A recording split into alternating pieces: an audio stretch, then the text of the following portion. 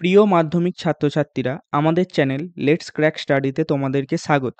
তো এই ভিডিওটি শুরু হচ্ছে যেখানে আগের অঙ্কের ভিডিওটা শেষ হয়েছিল, যেখানে আমরা 4টি অধ্যায় সরল সুদ কষা, অংশীদারি কারবার, একচল বিশিষ্ট দ্বিঘাত সমীকরণ এবং দ্বিঘাত করণীর সাজেশন দিয়েছিলাম, তাও প্রশ্নপত্রের ফরম্যাট এবং দাগ নাম্বার অনুযায়ী। যদি তোমরা এখনো ওই পর্যন্ত ওই ভিডিওটি না দেখে থাকো, তাহলে আই বাটনে ওই ভিডিওটির লিঙ্ক আসছে, তোমরা ওইখান থেকে দেখে নিতে পারো।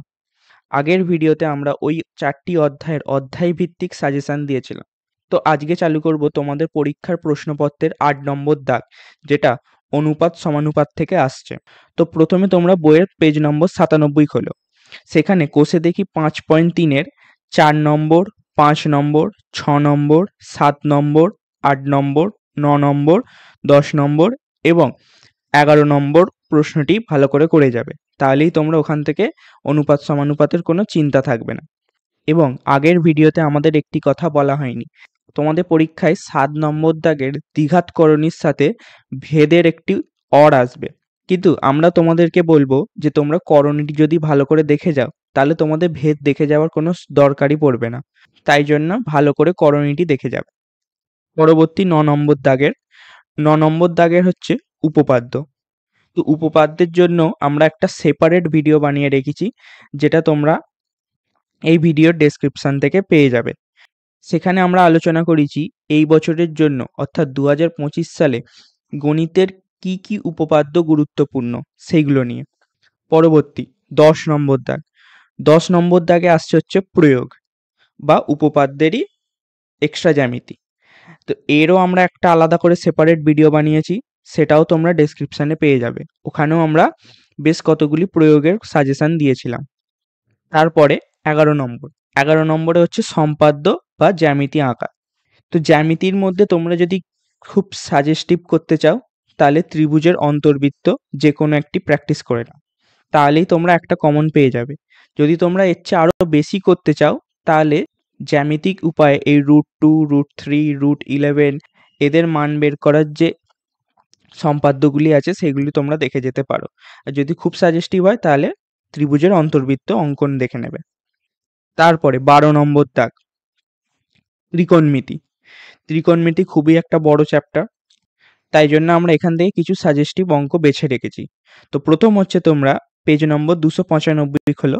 সেখানে কোষে দেখি 23.1-এর 6 নম্বর এবং 7 নম্বর অঙ্কটা দেখে নেবে।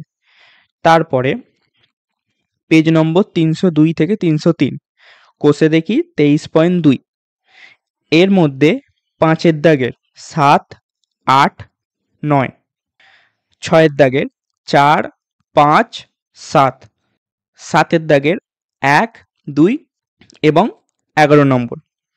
এই 4টে কি 5টা তোমরা দাগের অঙ্ক দেখে নিলেই এই কোষে দেখি থেকে আর তোমাদের কোনো দেখার প্রয়োজন নেই।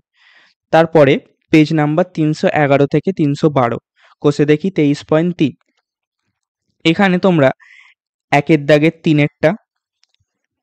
3-এর দাগের তোমাদের একটু বেশি করে যেতে হবে, কারণ এখান থেকে সবকটি প্রায় ইম্পর্টেন্ট।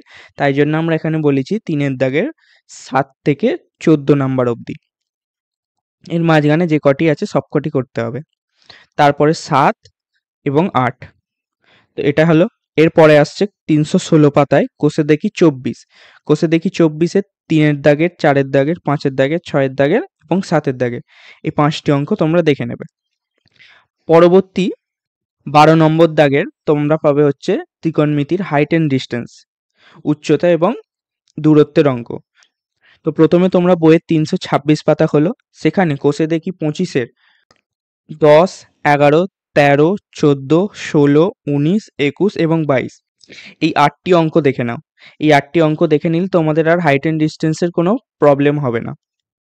এবং লাস্ট 13 নম্বর দাগে আসছে হচ্ছে পরিমিতি, অর্থাৎ পরিমিতির তোমাদের যে চ্যাপ্টারগুলো আছে, আয়তঘন, লম্ববৃত্তাকার চোঙ, লম্ববৃত্তাকার শঙ্কু, গোলক এবং আরেকটি যেখানে আছে হচ্ছে সবকটি ঘনবস্তু নিয়ে একটা আলোচনা আছে। এই সবকটির যে একটা আলাদা করে সাজেশনের ভিডিও আমরা বানিয়ে রেখেছি, যেই ভিডিওটাও তোমরা ডেসক্রিপশানে পেয়ে যাবে। তো এই ছিল তোমাদের গণিতের পুরো একটা সাজেশনের ভিডিও, যেখানে আমরা প্রত্যেকটি চ্যাপ্টার ধরে ধরে সাজেশন দিয়েছি। তো এই সাজেশনগুলি তোমরা ভালো করে প্র্যাকটিস করো, তাহলেই দেখবে তোমরা পরীক্ষায় খাতায় 90% কমন পাচ্ছই। তো ভিডিওটি কেরম লাগলো? ভালো লাগলে চ্যানেলটিকে লাইক, সাবস্ক্রাইব এবং বন্ধুদের সাথে ভিডিওটিকে আরও শেয়ার করে দাও, যাতে তারাও উপকৃত হয়। দেখা হচ্ছে পরবর্তী ভিডিওতে এবং তোমাদের পরীক্ষার জন্য শুভকামনা রইল।